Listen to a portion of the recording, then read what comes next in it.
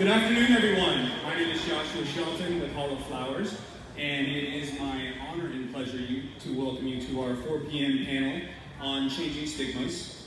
We have two women here to kind of spread their knowledge and experience with us that have made a tremendous impact, not only in the world, but on the cannabis industry.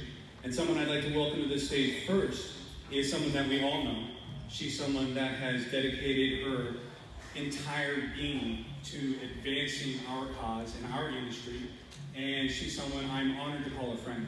Please welcome me in joining Dr. Dina to the stage.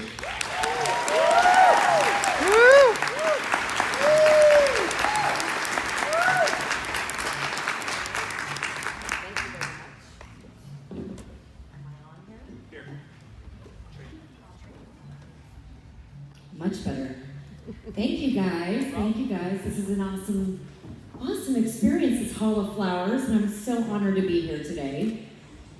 Well, we are here to talk about changing stigmas and using Hollywood to do that.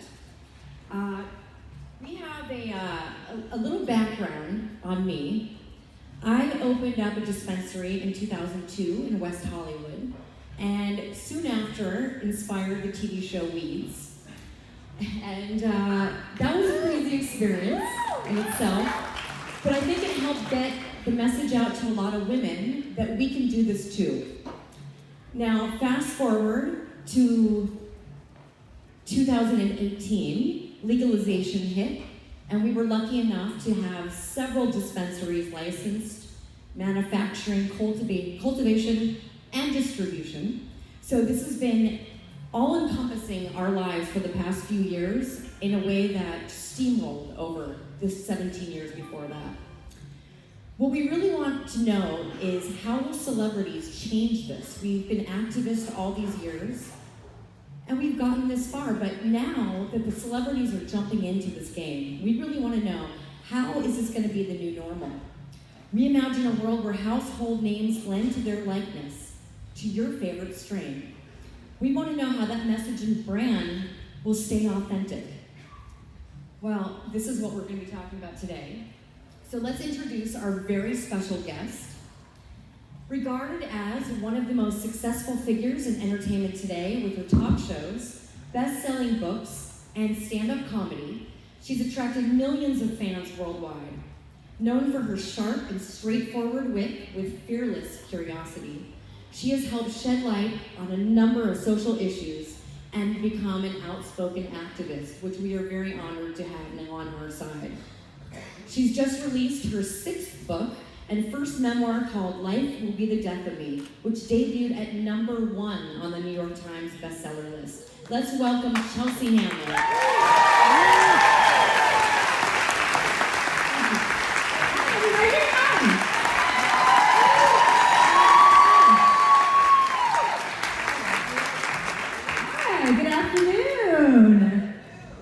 All right, Chelsea, we've been waiting all day for this.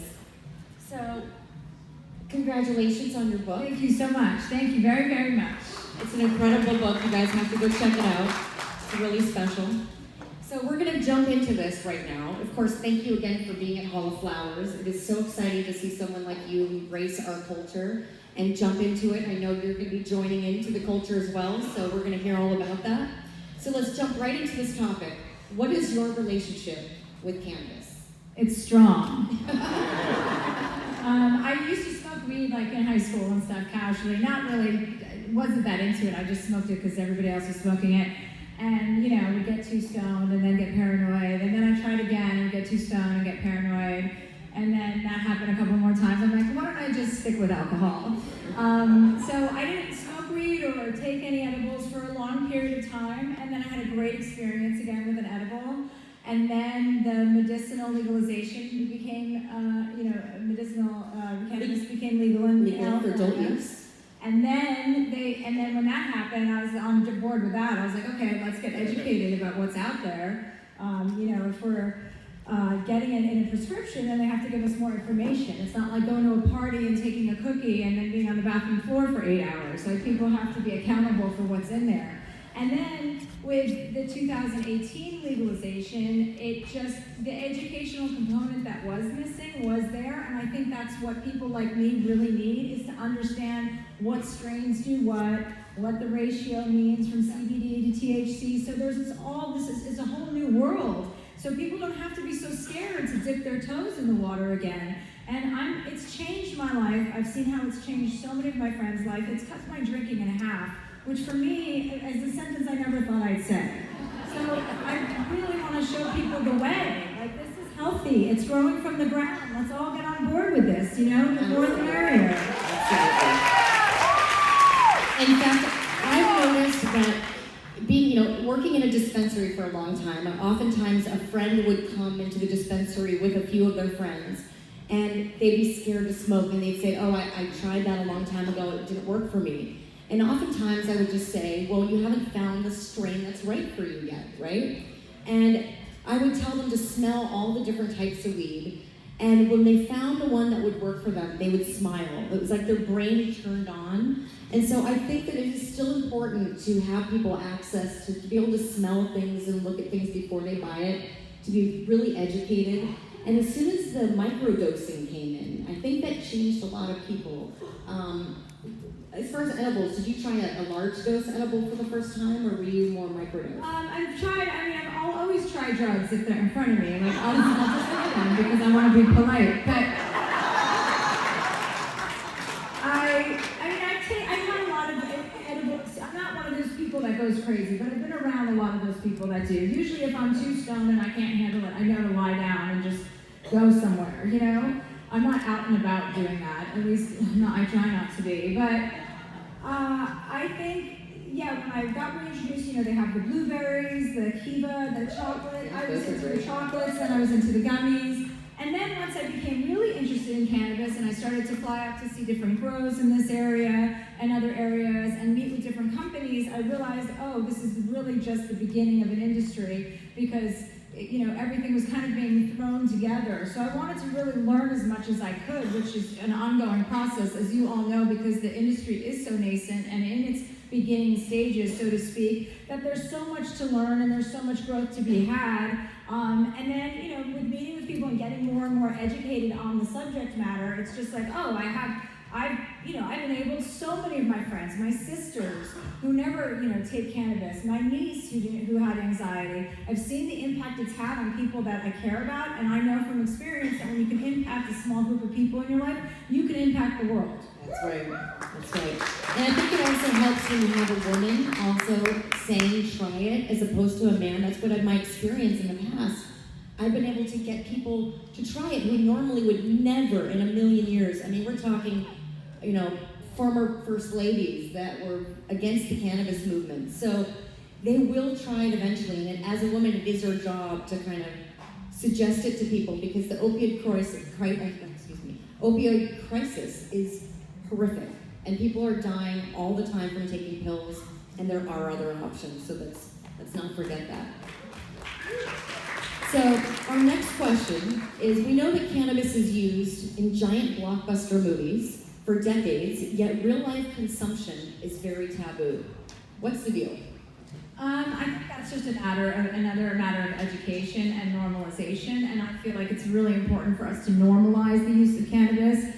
This is something that helps you cope. You're talking about the opioid industry. I'd much prefer to take an edible before I go to bed than a Xanax or a sleeping pill, and that's something that I did. I used to take sleeping pills all the time. I don't do that anymore. I take an edible before I go to bed, and once you do that for long enough, you don't even need an edible to go to bed. I just needed something to get me back to normal life, So for the myriad ways it helps so many people, it's important to find out, it's important what you were saying, to find out what you're looking for, what your issue is. If it is sleep, if it is anxiety, if it is just to laugh and have a good time, that's fine too, but just be honest about what you're after and what you're trying to accomplish.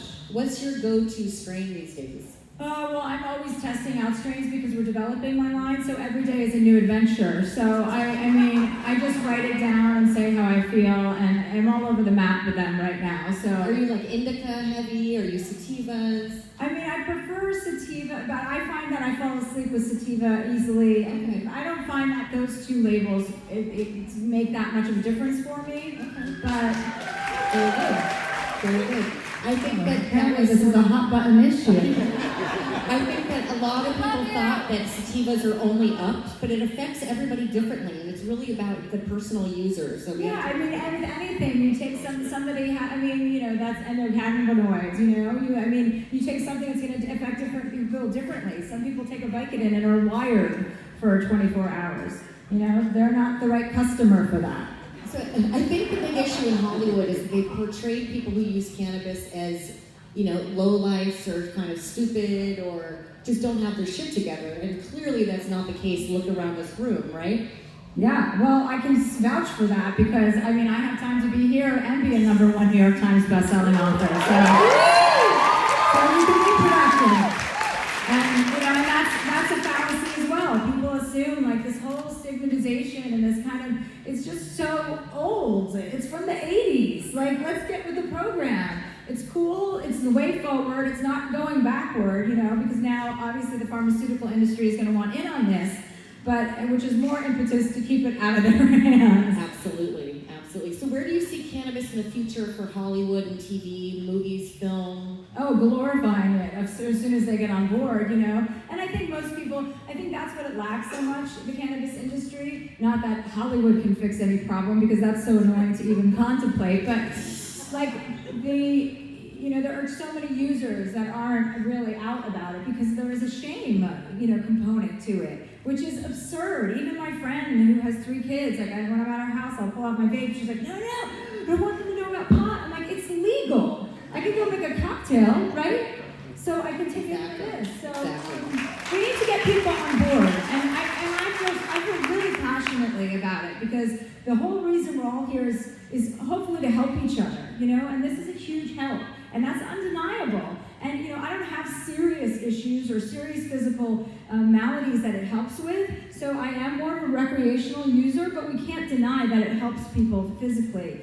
And with conditions, with seizures, etc., and the list goes on and on. But if it helps you sleep and it keeps you from taking pain pills. I mean, I really believe in the old Dennis Perone model that all use is medical use in some way.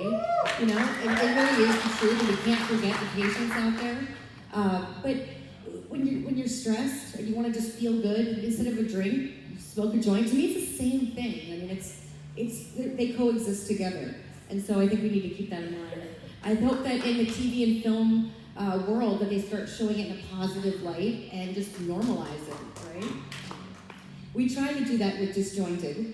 We really just tried to show the inside of a working shop. I was the cannabis consultant for that show. And having Kathy Bates on a daily basis ask me questions and just, they would come into the store and they would work there to get the experience. And it was just normal to them. They realized this was not a scary place.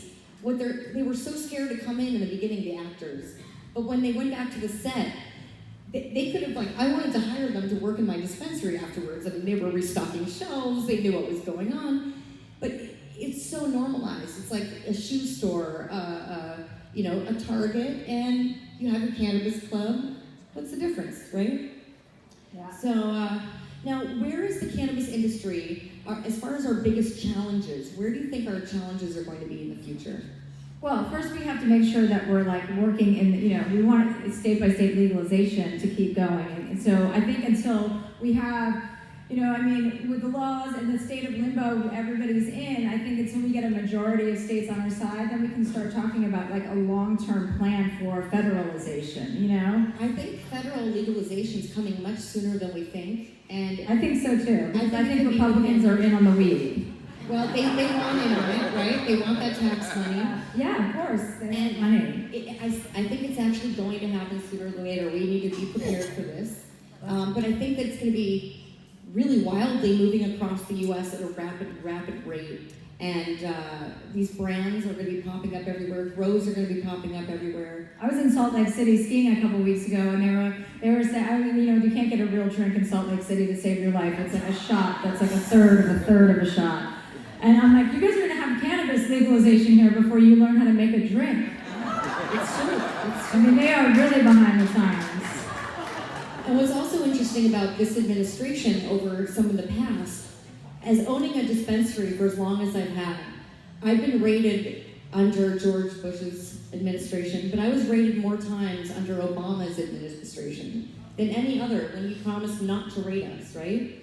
And ever since, the raids have stopped, as far as Donald Trump being our president, which is something I did not expect. But I also advocate for pot prisoners. I have a nonprofit that's called freedomgrow.org, and thank you. We raise money. In fact, Stephanie, stand up, please. Come on, Stephanie. This is Stephanie Landa. Everybody give her a round of applause. Stephanie served 5 years in federal prison for growing cannabis from my dispensary. You would never believe it. And together we created this nonprofit to raise money to help pot prisoners that are in jail, because we look around and in the past, 10% of all people who smoke cannabis would get arrested and go to jail. Would they go for life? Maybe not. But there are people serving life in prison right now. In fact, we have 2 really exciting announcements. We have a gentleman named Paul Fareed. He served 30 years for cannabis. He was released yesterday. Yeah.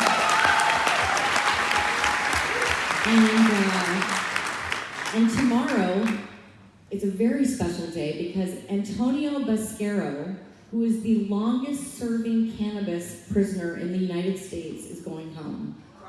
Yeah. 36 years he served. He's in his late 80s, he's in a wheelchair, and he's now going to go home to his family where he belongs. So this is giving us some hope that this administration is releasing people that were wrongly put in prison. So this is really exciting. Check out freedomgrow.org, everybody. We keep 100% goes directly to our prisoners. We don't take $1. Stephanie and I do this. Oh, here she is. I see the tears coming down her face. We do this because we love the pot prisoners and we know it could easily be one of us. And this government does not provide for these people. They don't give them toothpaste or laundry detergent. They don't even give them proper food to eat. So they really rely on commissary. And not only commissary, but we provide money when they get out so they can start over again. Thank you. So now that legalization is moving on, we're going to take over the whole U.S., right? What are you most excited about? I'm just excited about women. I'm a woman, so that's the most important thing to me. I think that I want women to be walking down the street the way men walk down the street, with a joint or a vape or an edible. I want there to be no shame. I want us to be emboldened, empowered, and be a sisterhood about it, and help each other. Well, your shirt says it all. You guys check out her shirt. Feminized, that's right. It is a female plant, so we cannot remember it. And I'm actually shocked. This is the first cannabis event that I could look around and I think there might be more women here than men. Yeah. So take care, ladies. This is really exciting. So now let's talk a little bit about what you're trying to create with your brand. Well, my brand is going to be geared towards women. I mean, that's that's the core group of my audience, and I've been in the public eye for a long time. So I think that the people that follow me and are interested in what I'm doing know that they can rely on me for authenticity, because I wouldn't be talking about it unless I was also doing it. That's really important, right? We know those people that are getting involved that you just don't know if they've ever touched cannabis. I just got back from Mexico a couple days ago. I was speaking at Canna, Mexico, and staying at the hacienda for the former president of Mexico, Vicente Fox. It was quite an experience. But I noticed that most of the people there that are starting cannabis businesses have never tried cannabis before, because they just don't have access to it. So it was a little strange to have someone who's never tried it explain what kind of reaction you're going to get, Yeah. So it is nice to have someone that does use it, embraces it. Right. Yeah. I mean, I have no interest in promoting any sort of product that I don't have in my life. That's not what I'm about. Yeah. And I know you have these great dinner parties at your house where you... I had a cannabis dinner party once for my show on Netflix, but that was dangerous, and I wasn't right for 3 days. I mean, that was like another world. I've had a couple of those experiences, but I went to sleep that night. We had, who was it? We had Wiz Khalifa over, Jill Scott, Shania Twain, and the guy from Imagine Dragons, Dan Reynolds. And he's Mormon, so he had never smoked a joint. And Wiz Khalifa whips out a joint. I was like, this is gonna go down. And then Wiz Khalifa gave him a hit, and he's like, oh, I'm so stoned, where's the bathroom? And we're like, oh, it's that way. And my house has a big glass door, and he walked right into the door, and then ricocheted right off of it. And I looked at Wiz Khalifa, who went, yes.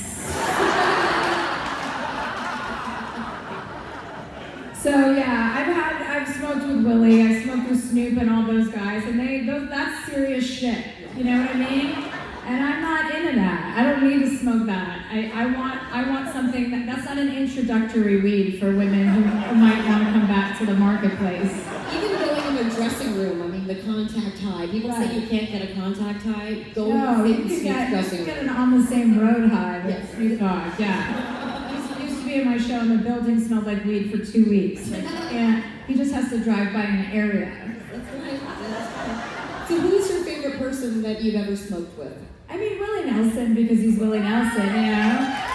And his wife or his caretaker, I'm not sure what the dynamic there is, but she wouldn't leave the trailer. We had to go in his trailer, and we smoked together, and she was like, you know, keeping an eye on things. And I was like, is she like keeping an eye on me? And he's like, we know you like old dudes. I was like, all right, not that fucking old, buddy. But yeah, that was fun. It was all fun, you know, I mean, but that's again, that was my experience for a long time. I thought that's what weed meant, was being that high. And I want first-time users. I want people who are scared but also want to see what's going on, you know? I want to say you're safe with me, you know what I mean? I'm going to look after any person. So that's what I'm trying to accomplish. We can graduate together to the hard stuff. All right, I'll be waiting for you when you get up to the top. We'll be at the pearly gates. All right, so as far as, you know, we touched upon women in cannabis, right? We touched upon that the plant is female. And of course that women have joined the ranks. They've always been there. I used to say all my best growers were women. Their husbands would maybe deliver the product because if they were to get caught, someone had to stay home with the kids, right? And so it was, now that it's changed, the marketing side, the PR side, there's so many different aspects that I see that women can really take over and lead the industry. Where do you see, do you think that it is important for most cannabis brands to have women and people of color working there? Is it okay these days to have just a bunch of white people working in the cannabis industry? No, it's not okay to do that anywhere. Very true. Thank you.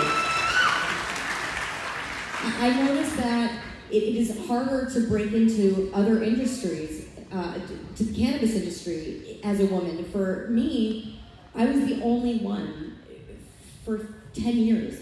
I was like an anomaly. And most men would come into my dispensary and they would first ask where my husband was, or my boyfriend, or my boss, and I would go, I'm my boss, what are you talking about? But they didn't feel comfortable.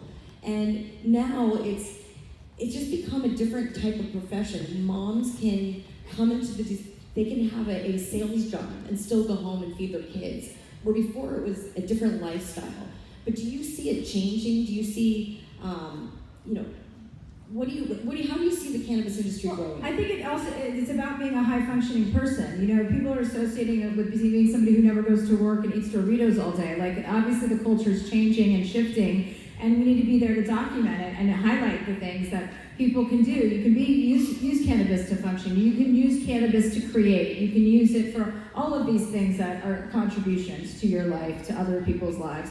So it's about that cultural shift, which we're going through, you know? I think that's happening, and it's about either, you know, it's like the world is getting browner and gayer. Yeah, so hop on board before you miss the bus. Cannabis is coming too. Let's all, like, work together. Like, I think this world needs cannabis more than it's ever needed anything. You know, alcohol's not really killing it for everybody. There's too many problems with alcohol. So if we want to live in a kinder, softer, gentler place, then we have the answer. That's right. That's absolutely right. I recently had a sit down with my nephew, who is 13, to tell him what I did for a living, because I was afraid he was going to find out by going online, and maybe he would be scared of me or something. I don't know. And And we sat down and I talked to him about it. I said, what do you know about cannabis? And he said, it's for sick people and people over 21. Right? And I told him, no, I have a cannabis store. And he's like, okay, whatever, and that's the future. It's normalizing it. It's having teachers teach people what it's about. And the youth these days are not growing up with the stigma that we were raised on. In fact, I looked it up online. I'm 5 days older than you, and we have the same middle name. So that must have been something very popular during that week of February. But I don't know, times are changing, and I think that the generation we grew up in, it was just, even though our parents did it, it was like Woodstock, that was okay, it was not okay for us. It was like, at least for me, and my dad accused me of smoking dope once. I think he was really just asking me if I wanted to smoke with him, but I thought it was a trick, I was like, oh no, I would never do dope, and my friend goes, dope's cannabis, or weed, and I'm like, no, I thought it was like cocaine or something. I had no idea. But, it's every generation had it, but they weren't willing to like openly discuss it. Yeah. So I think that's one of the things I'm most excited about in the future is just the openness, how we're learning about it. And it's okay to talk to your kids about it. Yeah, and normalizing it with kids. Like, this is cannabis, you're not allowed to have it yet, but this is fine, it's legal, and use it, and don't hide it. And obviously you don't want them to use it, but be open about it, because then it makes it less of a conversation later. And the more conversations we have with people who aren't familiar with it, and I speak from experience because I travel all the time, and I'm in different parts of the world, and and I'm always testing these things out with friends, with relatives, to see what their reactions are. And there's not one person who's not like, that has had a bad experience or a not positive experience. One person that I met that's like, it's not for me, I don't like the way I feel. And that's fine, but look at all the other people who are like, whoa, I know for me, it's like, it makes me so much, it makes the world just an easier place for me to be. Like, I don't get, my patience I have better patience, I'm slower to react, which for me is a great thing, and just kinder, gentler. And it's, alcohol is loud, pot is not. Now, as far as building a brand, did you have a bunch of different companies chasing after you to start? I met with some people. Okay. Yeah. Okay. I would imagine so.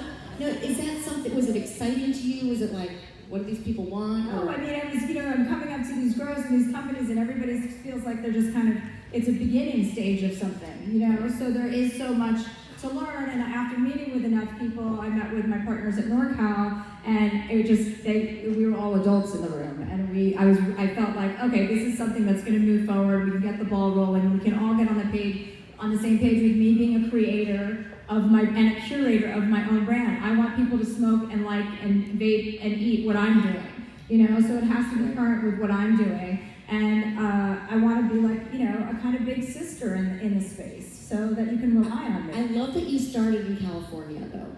To me, that's really important, because California is where medical was passed first. It's where this whole movement really started. And a lot of celebrities are jumping into the Canadian space first, and kind of, but I think it's really important to support the U.S. market and our local farmers as well, so thank you.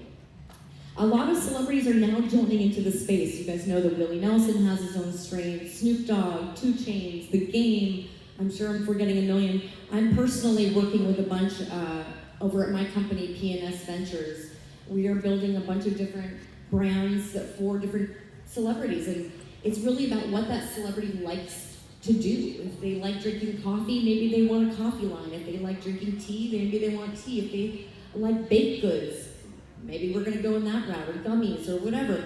And so it's really true to that celebrity, but will that message be really true to the buyer? At the end of the day, when someone comes into a dispensary, are they gonna choose that celebrity brand over any other brand, right? You have to really push the marketing, the sales, making sure the bud tenders know. But having a celebrity who embraces the culture makes it a lot easier for people to want to be driven to your product. And a lot of these other cannabis brands are starting to work with celebrities, because they're realizing now a lot of people, maybe they don't trust John or Mike or Regina, who works behind the dispensary counter, but they will trust someone like Chelsea. So this is really exciting. I think we're going to take some open Q&A if anyone wants Ooh, to I ask love a a question. Q&A.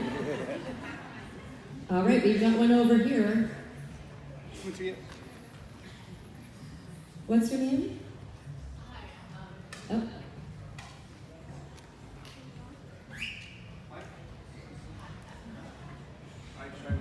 Here, we have an extra one up here.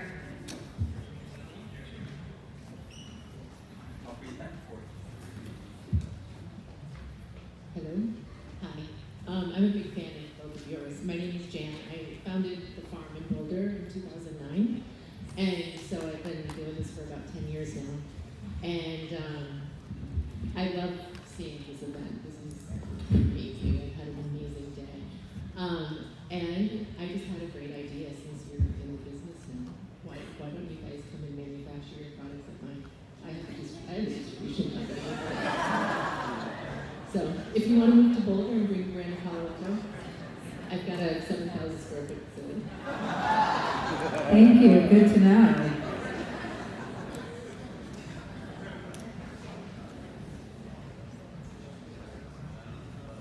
Hi guys. I would like to know what advice you have for women that are in the industry, this industry, and also looking to spread knowledge and education in the entertainment industry as well. Do you want to? The knowledge you have from to spread into the. Sure. I got the second part of that. Sorry, I'm sorry. If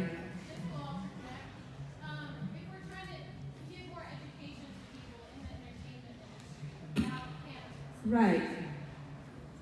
Well, I don't know. I don't know the answer to that. How to educate people in the entertainment industry. I'm not in charge of them, but it's a good question. I think they're going to get educated. You need to go and meet with actual studio heads and stuff like that. Oh yeah. Okay. I don't know. That's not something I would know how to do. I'm sorry. I wish I could be of more help.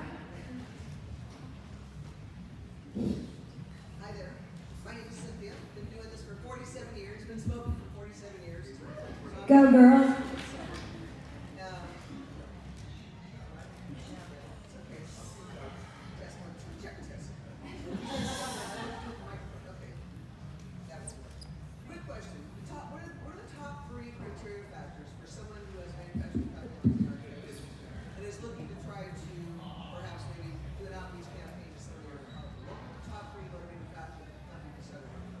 Besides the obvious being about that. I'm sorry, I can't. So basically, she wants to know what are the top 3 factors that convinced you to work with a company? Professionalism, cleanliness, and diversity. Excellent.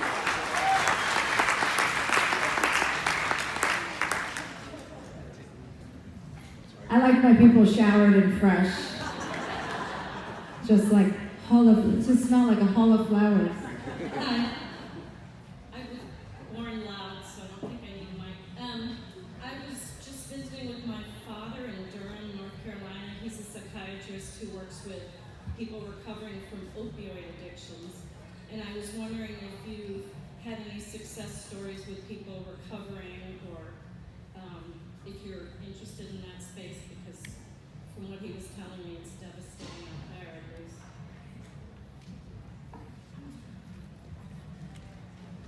It's one of the reasons why I'm most excited about federal legalization is the safe access to cannabis for so many people. These kids don't have access to clean meds and they're choosing pills. And if they have access to cannabis, I truly believe they'll stop taking the pills. Pills are poison.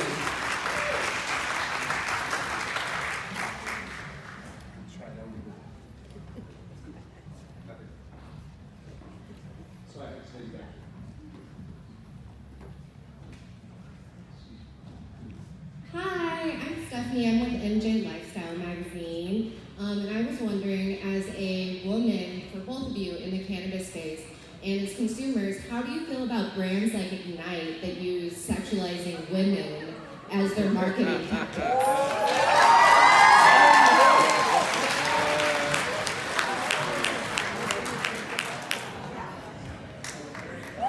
I'm kind of happy you asked that question, actually.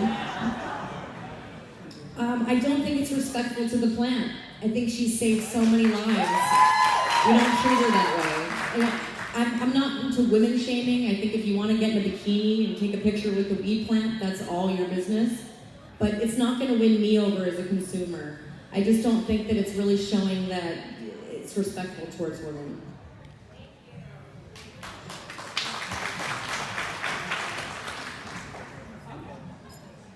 Chelsea, you're so awesome. I love you. You had such wonderful insights today. Thanks for joining the movement. Are you getting any closer to developing your strain that would not cause the munchies? Because I know I've heard a lot of Hollywood women say, well, I can't afford to use it because I have to keep my weight down. Even Bill Maher said it the other day when you were on his show. So other than trial and error, which God bless you for doing, what are you doing to try and develop that strain? Just gonna keep trying, just trying. I'll report back in about 12 years. No, I am working on that. I'm very diligently working on that. I know that's so important to so many women. I know that's a deal breaker for a lot of the reason why women don't want to get stoned is because of the munchies. So it is definitely something that I want to launch with, and we are in discussion about it. Hi, my name's Stephanie. I actually live with Viola. I was wondering if you ladies would like to smoke after this. Yes, thank you. Hi, Mitchell Colbert, freelance writer. So nothing is taboo in comedy. That is totally wonderful. But do you feel that cannabis being the butt of jokes in TV shows and movies is helping break down stigma and stereotypes or hurting it? Well, I don't think of it that way. I think we just have to redevelop what our stigmas are and make them positive. We can attach marijuana to being a productive person. You know, we can attach marijuana to having a productive and prolific business, a career, a creative career, whatever your job is and your vocation is. We can attach it to positive things too. We've just lived in the past where they've attached it to laziness and, you know, fat guys and whatever. It's like we have to reimagine this space and have it reflect what is actually happening in society when people do use this drug. And it's not that anymore. That's old. So it's just a matter of us all being conscientious moving forward, making sure what message are you putting out? People that say to me all the time, oh my God, you look so great right now. What is it? I'm like cannabis over alcohol. I tell everybody, I'm not bloated. I don't have a hangover. I have more energy. You can come in from any angle you want. So, it depends who you're talking to, but people are attracted when they see those things. They go, oh wow, maybe I should do that. I'm like, yeah, don't drink every night, and you're gonna see a big difference. When I was hired to work on the show Disjointed, they pitched this idea of this dispensary, and there was these characters that were like total stoners, and then there's the mom who needed just to get high because her kids were making her crazy, and there was just all these different characters, but the one that was the most important to me was the security guard. I don't know if you saw the show, but he had PTSD from serving in the military, and they really dived into that story. So I think the more entertainment, the more stories of what's really true life that's happened to people. I have friends that served in Iraq that lost their arms and their legs, and they all wanted to kill themselves, but they used cannabis, and now they go river rafting and try to prove everybody wrong. I mean, so you never know. There's a documentary that's coming out in Tribeca Film Festival this week. It's called Waldo on Weed. And I filmed a little bit of it. It's Whoopi Goldberg actually is the executive producer. And it's a story about this little boy named Waldo who, when he was 6 months old, was diagnosed with bilateral retinoblastoma, eye cancer. He had tumors in both his eyes, and the doctors wanted to remove his eyes the next day. And his parents went home, and they couldn't imagine taking out their kid's eyes. They found an article about me, and they flew to California the next day, and they started their son on cannabis oil. And they filmed the entire thing. They filmed him in the hospital getting really sick from the chemo, and as soon as they gave him that first dose, this kid completely changed. He went from being violently ill to playing and asking for food and, just having a great time in the hospital. He's now, I believe, 5. He's cancer-free. He has both his eyes. The doctors, of course, it's a miracle, but we all know it's the cannabis. And so this documentary coming out is really powerful, and I think that there's more that you're gonna see on places like Netflix. They're starting to embrace like their true stories. It's not the Cheech and Chong anymore. People want to see the real healing, so I think that's good.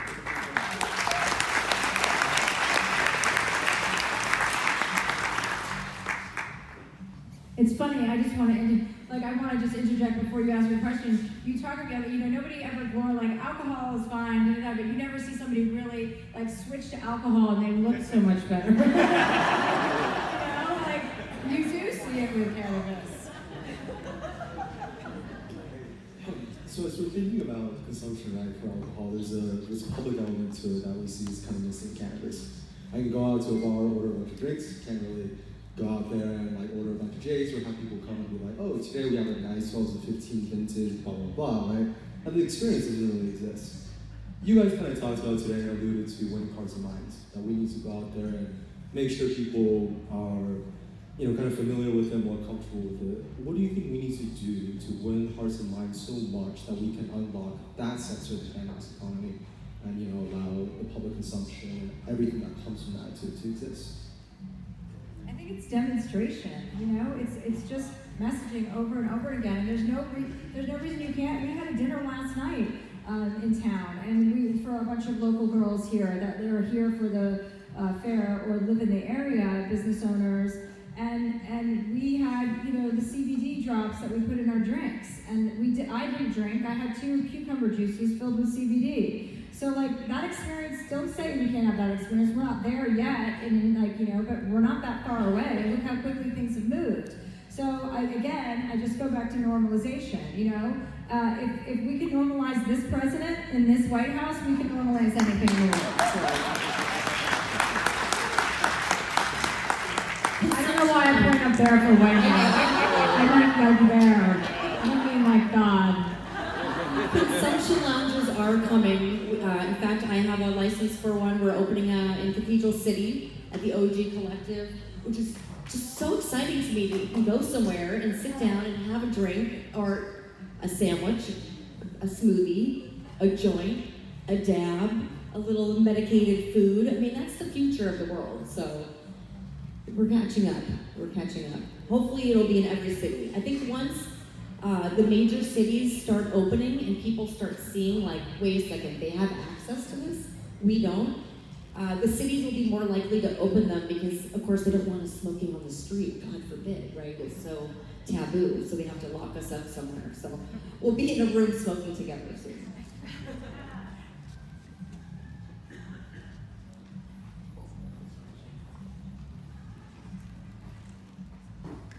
Hi, my name is Antonia and I'm representing Mary's Medicinals. We're huge fans of both of you, and I just wanted to know what are your favorite activities to indulge in after consuming? I like to write. Yeah, creative. Creative's good. I'm stoned all day, so anything I do, work, play, everything, so yes. But I just tried working out with it recently, and that works too, because I'd always heard about people and smoking before they work out. I'm like, I can't do that. I'm never going to be able to work out, and I'm getting into it. Yeah, I mean, you can just really get, and it's also it's a mental game too. If you just say to yourself, and I'm about to get in the zone, and then you use that to amplify that you're going into whatever zone, it does work like that. Before I eat weed, I always am like, don't be a pig tonight. Don't just eat your face off. You're gonna have a snack now, and that's it. And then usually I remember to not be a pig. So you gotta set your intention. It's like anything else in life. If you go in with one intention, you're gonna get that out of it. I wanted to ask you if you've experienced any benefits as far as mindfulness, meditation, and spirituality in connection with the plant? Yeah, I mean, I went to therapy for a year after Trump co-elected. And he was trying to get me to meditate, and I couldn't meditate. I just was like this. I'm like this all the time. And so for me, after, months of working with him, and I was only able to meditate when we worked together, and he kept telling me, obviously everybody knows the benefits, it's science now, that it's gonna help you sleep, it's gonna help your attention span, it helps you focus. And I was like, blah, blah, blah, blah, blah. And he said, you commit to it for 3 months. And I was like, 3 months is like a pregnancy. I don't have that kind of time. And I was like, first of all, 3 months is not a pregnancy. Okay, anyway. So I did do it. But I used cannabis was like my gateway drug to meditation because it was the only time I could be still and be like, okay, just chill out. And for me, I'm always at a 10. And so it was the combination of therapy, meditation, and cannabis, that like all work together for me. So that's why, my book focuses on my therapy because I want to share what I learned. I know I'm not the only person going through that. And it's the same thing, if that helped me, I know it's going to help millions of people. I just know it.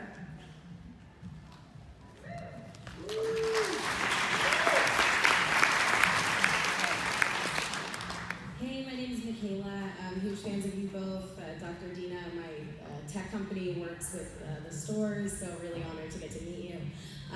Being that this talk is just around breaking the stigma, Chelsea, I was just curious if in your career outside of this new endeavor in cannabis, have you had any brands or companies that have stopped working with you because of this transition into the cannabis space, or was that a concern for you?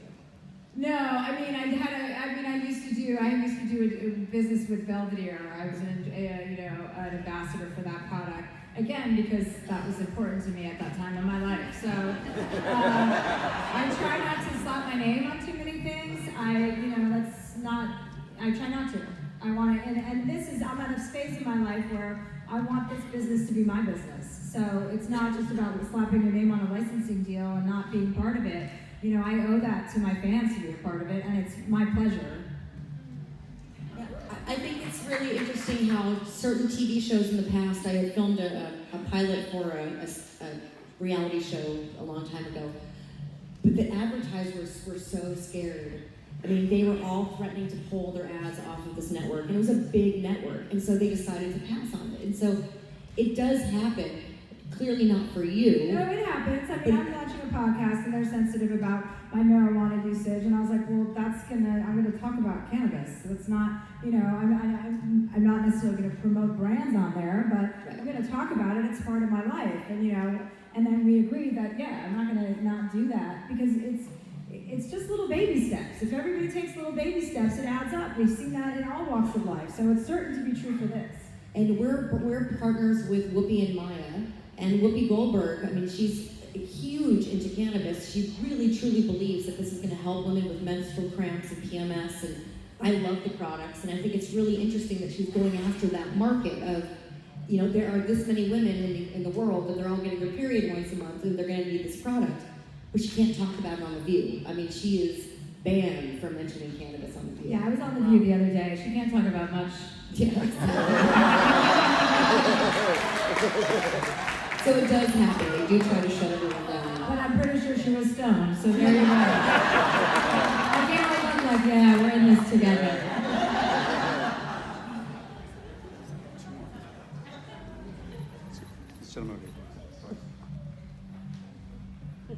I am huge fan, big fan. Thank you.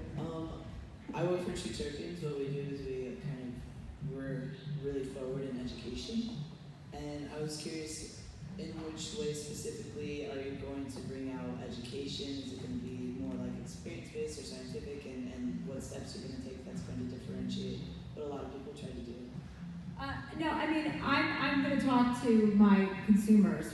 For me, that's important for me, my messaging to be on the packaging and to be in the marketing. It's for me to them, So I want to be about my personal experience. This is how this makes me feel. This is what this helps me with. This is what I used to sleep. This is what I used to wake up. This is what I used to when I have to go to my nephew's bar mitzvah. You know what I mean? It's all going to be things that have happened to me.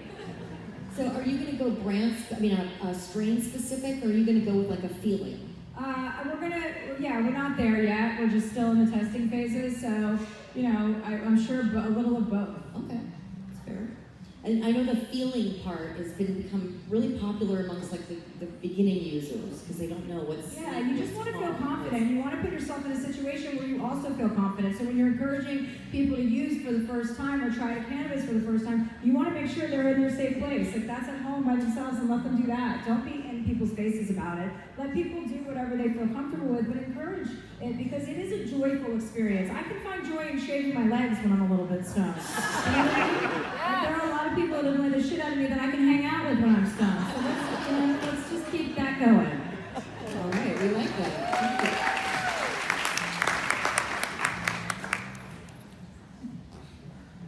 Hello, my name is Tommy. I work with Show Products, Rosin Tech, and over the past year or so, I've really been noticing, being with them, that cannabis extracts have a huge stigma against them because everybody thinks you get too high, or you're just going to get tapped out, start throwing up. So, I've noticed that the stigma for extracts specifically are a lot higher. How do you guys see extracts sort of playing into the community and the culture of cannabis in the future, and sort of ways to sort of fix that stigma?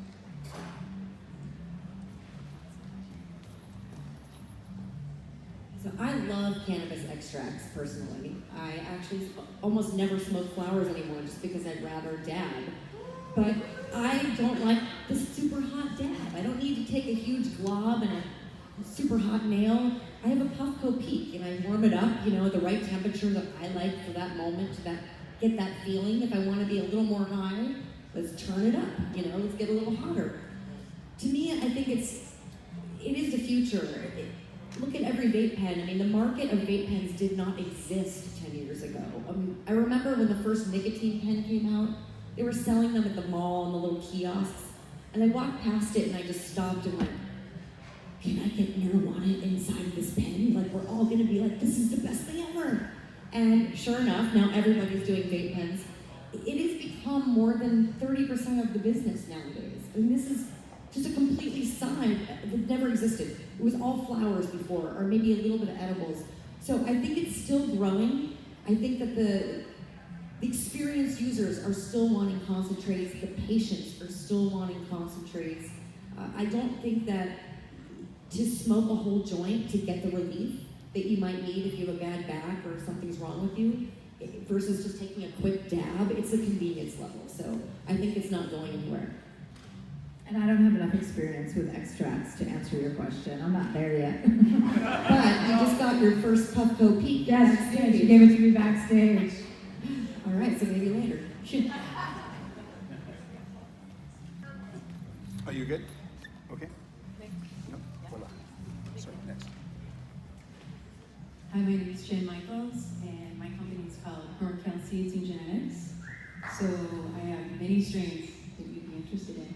Great. And I also do a lot of medical research. We have a strategic partnership with Speedpill Labs. I've been studying strains for a couple of years now, seriously, and I want to know if you like wine. And if you do, what's your favorite? I don't like wine. No, I don't. It gives me a big headache. I like vodka. Yeah. Thank you. Hi, my name is Eric Elder. I'm with Red Genomics. We're a cannabis genetics company working on THCV, which is the appetite suppressant cannabinoid. I heard you on Howard Stern. You were talking about your sister-in-law, how she annoys you, and I'm wondering, is there a combination of CBD and THC that makes people less annoying to you? Yeah, almost every combination makes people less annoying. For me personally, I need to stand down the edges. You know what I mean? So I don't tell people what I think in a minute and have like a slower reactive time. So yeah, there's always, I like to keep it consistent. And I think when you use cannabis a lot, you have to take breaks from certain things. So I want to find something that you're not gonna, you're not gonna wear out when if you use something and you feel comfortable. You want to be able to keep using that thing, getting consistent results. So it's about pacing, and it's about finding out what that is, what that combination is, and is there one that can be that consistent? Because it's my experience that we're in a world where it's very inconsistent, and that's a problem for me. So I want to make sure, that I can do the best I can to make it a consistent experience. I know there's a lot of factors that go into that. So all a learning process. And I think that's what's so cool about the consumption lounges. Right now you have these PADs, the Patient Appreciation Days. You have someone from the company showing up and showing their products to the patients, but they can't try it. They can't really, it's not the same like it used to be, right?